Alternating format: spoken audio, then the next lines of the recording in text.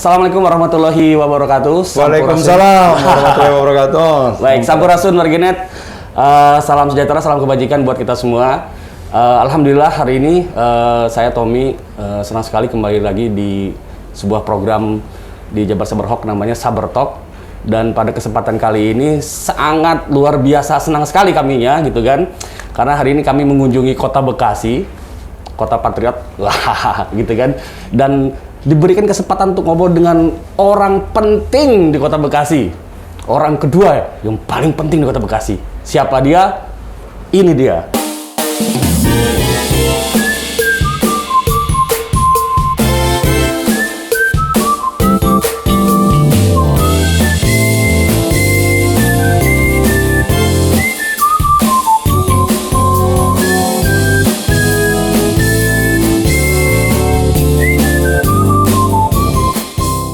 Bapak Tri Adianto Cahyono. Hari ini bersama dengan Kang Tommy.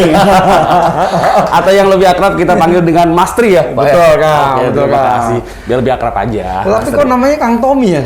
Saya orang Sunda, Pak. Ya, enggak, kok Tommy gitu, Pak? Tommy.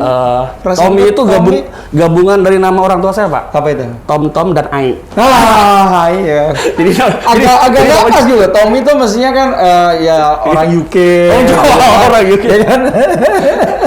Biasa, Pak. Orang Sunda kan menggabung-gabungan, Pak. Iya, Kearifan iya. lokal lah ya. Tom dan Ai. Halo Bapak, Mama. Pak, terima kasih banyak waktunya.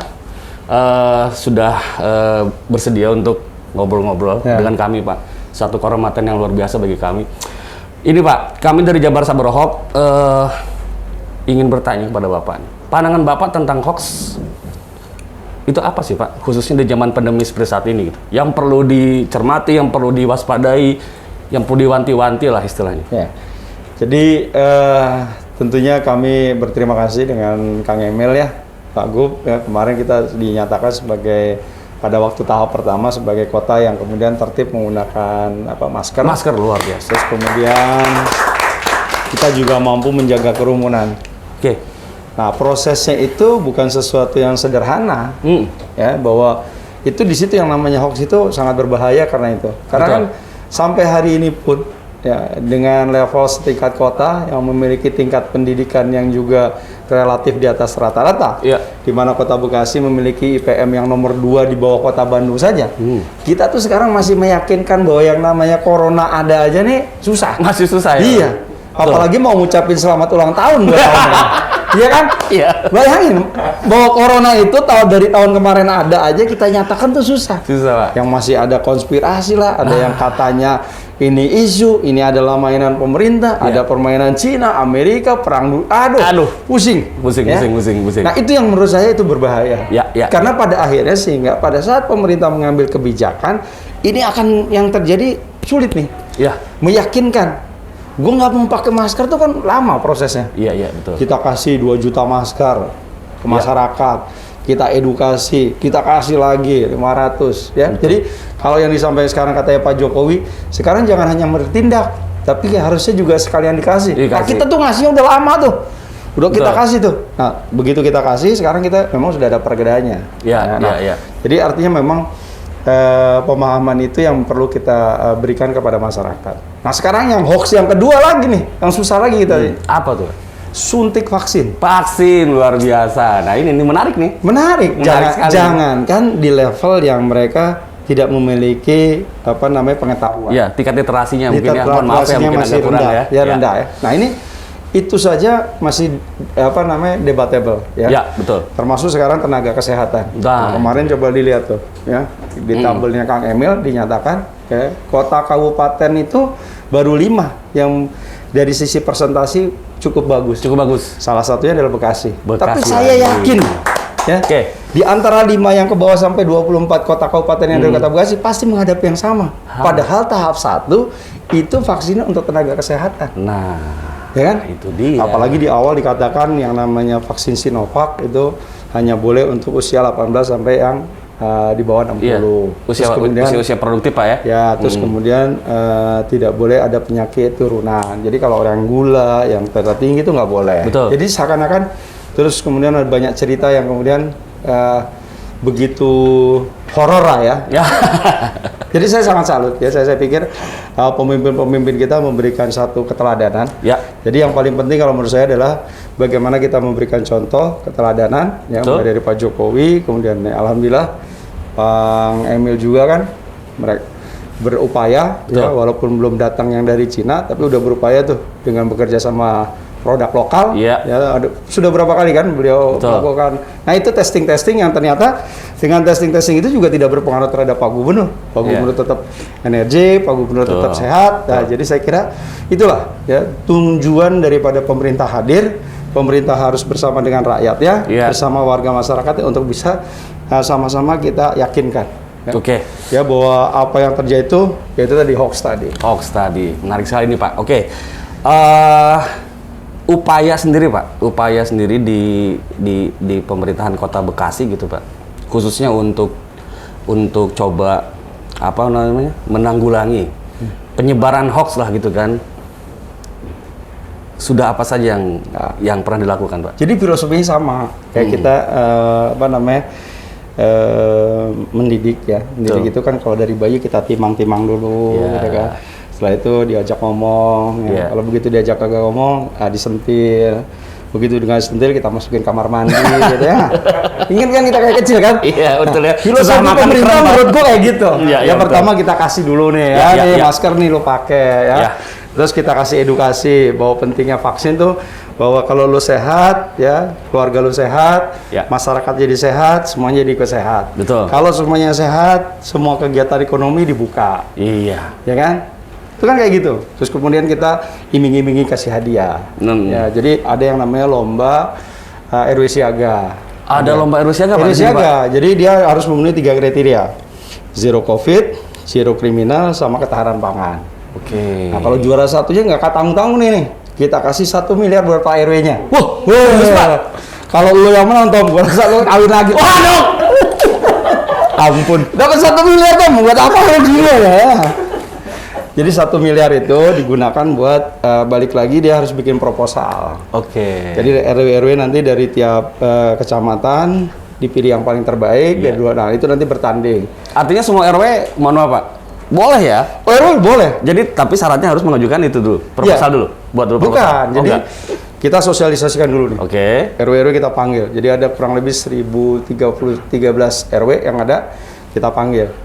Pak Kapolres, Pak Dandim, Ketua DPRD, Pak Wakil, Pak Wali, Ketua Pengadilan, Kejaksaan ngomong nih kepada seluruh para RW. Ini kita ada lomba nih RW Siaga.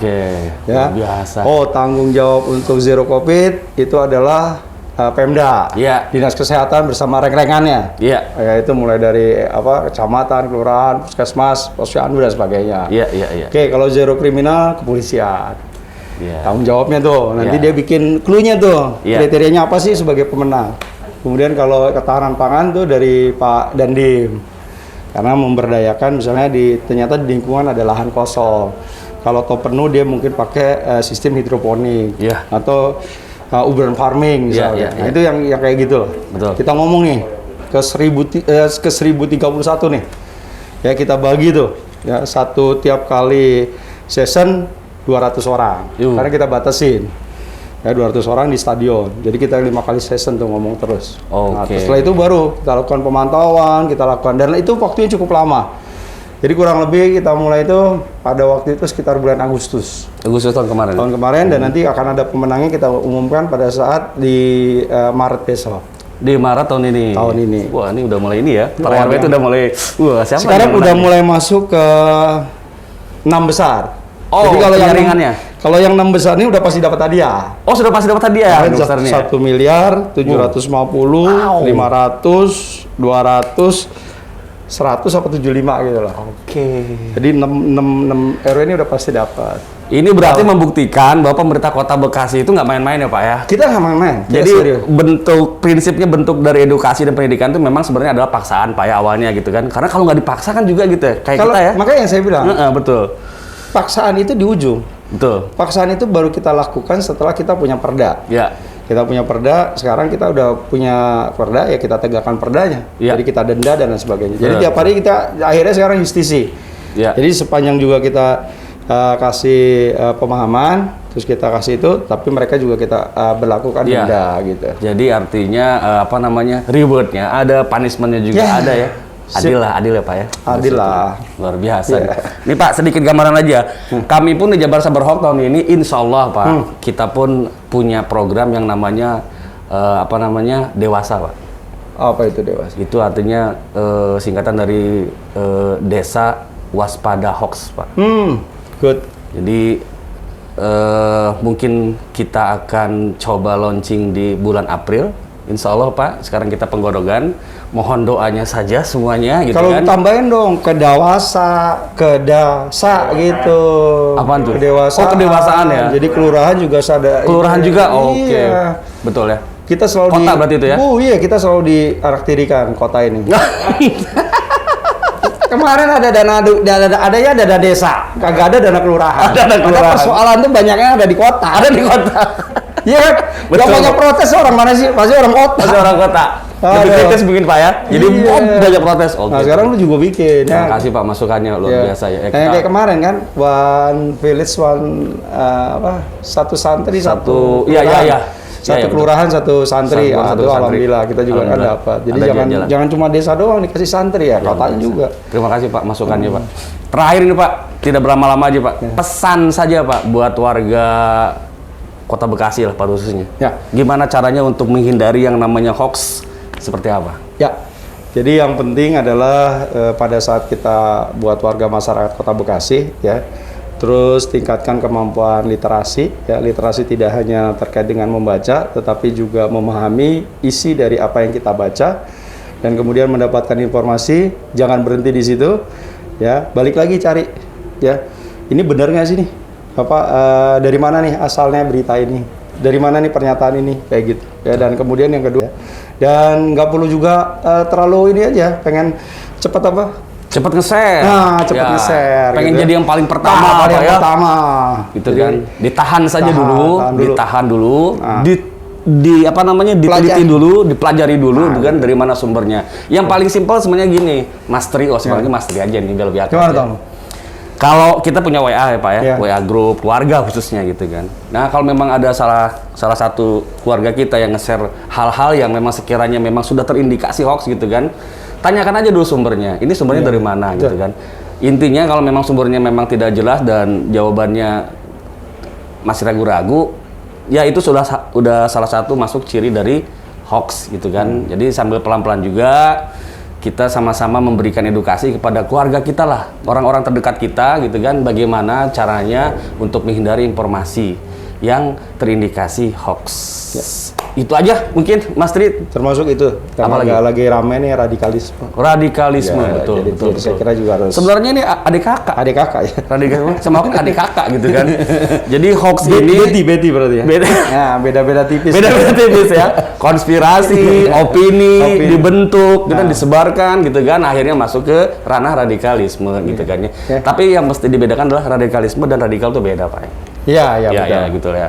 Jadi artinya radikal. Kalau kita juga radikal Pak, tapi membahas Yang sesuatu yang benar. Ya, tapi Kita harus untuk radikal, memberantas. tapi sesuatu yang benar. Kita pun radikal untuk memberantas hoax. Jadi sampai tuntas kita berantas. Wah, gitu Pak. Gitu aja mungkin, terima kasih banyak warganet. Terima kasih juga Bro, Mas Tri, terima kasih banyak. salam buat teman-teman di Jabar. Hatur nuhun, terima kasih. Ya. Terima kasih, gitu aja, sekian aja dari saya, Tommy Sutami, dan kita punya jargon Pak. Jabar hantam hoax sambil menghilangkan. Oke. Siap. Gitu Serius kan? nih gue nih, kayaknya udah serius. Oh, iya, serius saya juga Serius, agaknya. serius nih. Udah nih, kan. Terakhir serius lah. Ke situ Pak. Oke. Oh, yang itu. Siap. Jabar hantam hoax. Terima kasih warganet. Dah, assalamualaikum warahmatullahi wabarakatuh. Waalaikumsalam warahmatullahi wabarakatuh.